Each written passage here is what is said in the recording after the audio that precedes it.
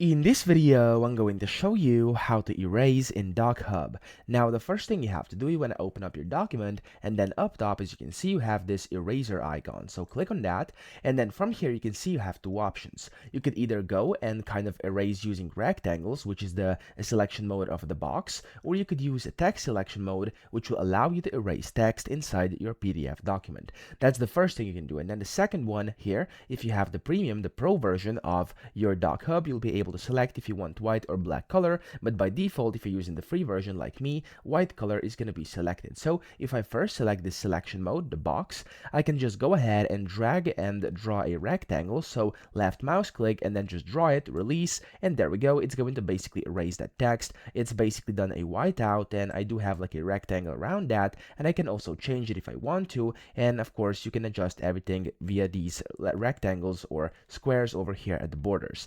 Now, of course, you could also use this text mode, which will basically allow you to remove text. So if I go like this, I can go and just select the text I want to remove. There we go. And it's going to, of course, create these rectangles again. And that's basically going to erase that specific text. So that's the only way to do this. I hope this video helped you out. If it did, please subscribe to the channel and help me out as well.